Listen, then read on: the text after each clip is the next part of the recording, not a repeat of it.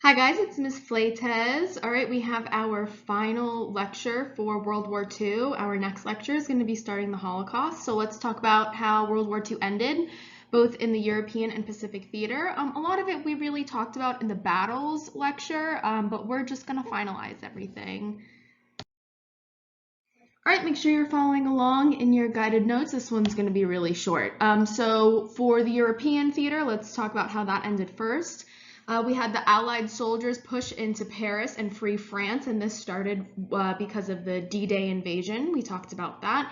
And we have the United States, we have the British troops, and we have the French troops really coming in from the west, okay? Soviet army closes in on Germany from the east, like I explained in the battles lecture.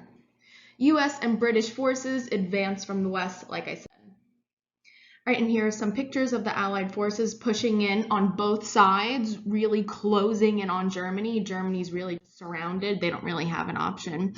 This is a parade in France after France was freed from Nazi control. And we have de Gaulle. We talked about him, Rise of the Allies, right?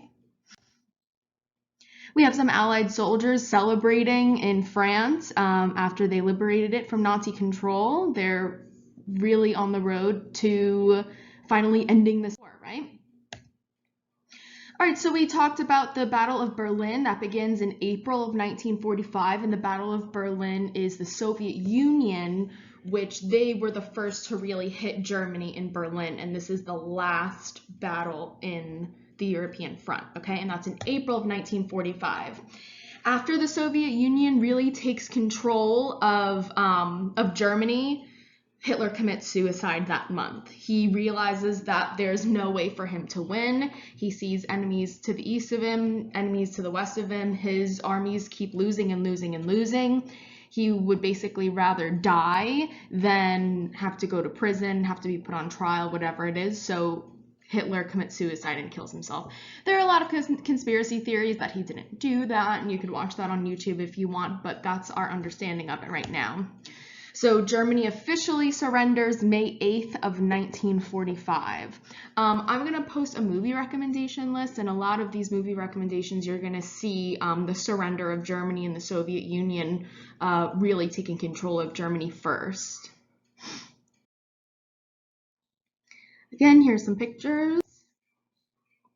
This is just the destruction of France and how it was left after World War II and what the Nazis did, just complete devastation.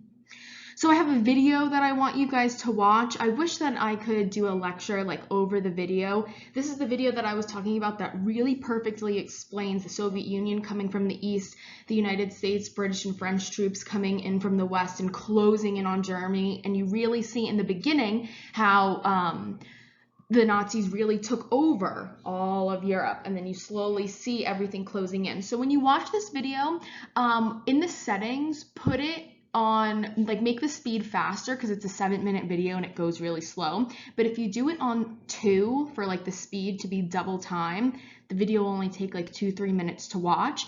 And it's really cool to see how Europe changes, and you will be able to recall certain battles that we talked about.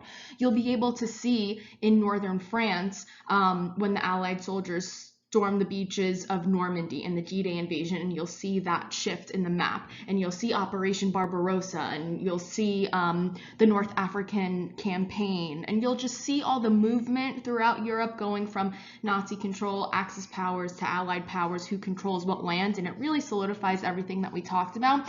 And as you're watching, just look and see if you can identify any key events that happened as this map is changing that we've talked about.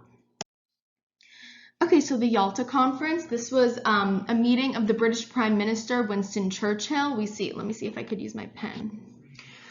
We have Winston Churchill right here, Winston. We have Joseph Stalin, you know him because of his little mustache. And then we have FDR, President of the United States, right? This was in February of 1945 as World War II was winding down. They all met at this conference to see, all right, it really looks like we're going to win this war. Let's all have a meeting and let's see what we can do to finalize it, make sure that Germany loses. So again, the conference was in February of 1945, and we know that Germany surrenders in May of 1945, okay? So the leaders agreed to require Germany's unconditional surrender and to set up the conquered zones, the conquered nation for zones of occupation to be run by their three countries in France. So who's going to control this land that we've conquered from Nazi Germany, okay? They scheduled another meeting for April in San Francisco to create the United Nations, again, another alliance, which, you know, we talked about this after World War I. They're always trying to create new ways on how can we prevent something like this from happening again. So again, the Yalta Conference was in February of 1945, and Hitler surrendered, committed suicide, and the war was over in May of 1945. Now, something that I'll bring up again, but FDR died in April of 1945. So FDR was not able to see the end of this war. FDR was the president of the United States during the Great Depression. He was the president of the United States through all of World War II except for the very end, and he never got to see the end of it.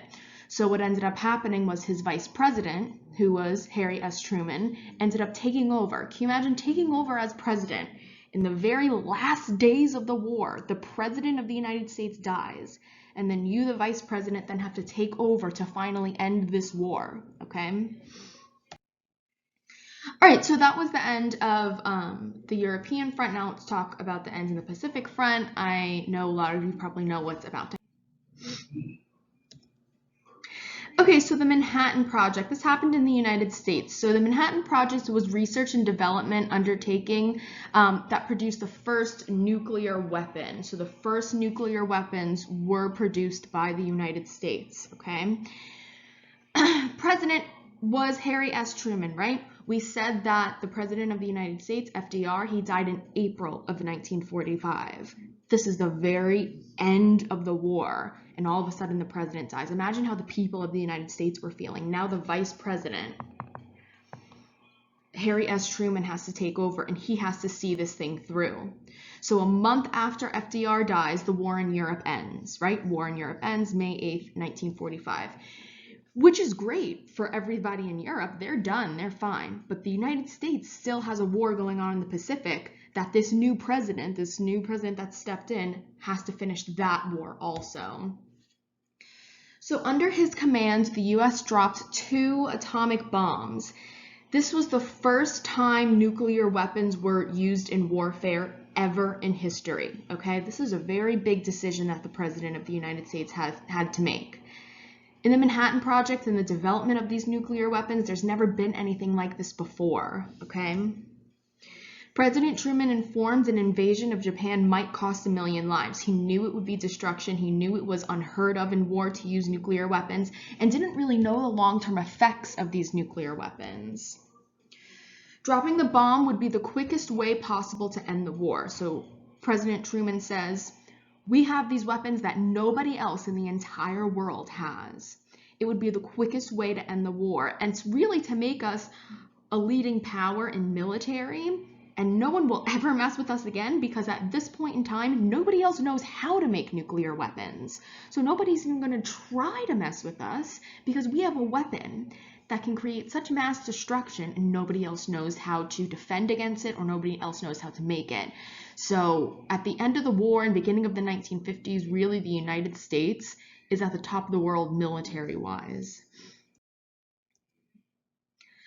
All right, so President Truman bombed, or gave the direction of the military to bomb Hiroshima and Nagasaki, Japan, and this effectively ended the war in the Pacific. The 2 bombs, one was August 6th of 1945, and then the other one was August 9th of 1945. Approximately 140,000 plus Japanese civilians died in the atomic bombs. Again, nothing like this has ever been seen before in history. This was the first time. Radiation fallout killed more and eventually led to Japanese surrender. So again, this nuclear weapons, they didn't really know the long-term effects of it or really what it was going to do. They just knew it was going to be a big explosion, but they didn't realize that, yes, a lot of people died from the bombing, obviously. But what killed more Japanese people was the radiation from the nuclear bombs, okay? This led to people's skin falling and peeling off, growing mutations, cancers from the radiation. And this is, you know, the bomb was in Hiroshima and Nagasaki, but the radiation goes out so much wider geographically, okay? And I'm gonna have 2 videos that really show the effects of the radiation, okay? This led to the Japanese surrender August 15th of 1945. So the bombs were dropped August 6th and August 9th, and Japan surrendered August 15th. Again, nothing that's ever been seen before. They don't know how to handle it. They don't even know the long-term effects. And this is in the 1940s. And people who survived the bombing but did have the radiation effects that are living in the 50s, 60s, 70s, 80s, even 90s, you know, this really isn't that long ago, having effects from this nuclear bombing. World War II is officially, that's supposed to say officially, World War II is officially over all across the globe. So it ended in Europe in May of 1945, and then the United States ended the war in the Pacific in August of 1945. All right, so like I said, I have these 2 videos about the bombing of Hiroshima and Nagasaki that I want you to watch and answer the questions. One really shows what the bombing was like, and one shows the effects of radiation for people in Japan. Good job, you guys. I told you this was going to be a really short lecture. Next time I see you, we're going to be talking about the Holocaust.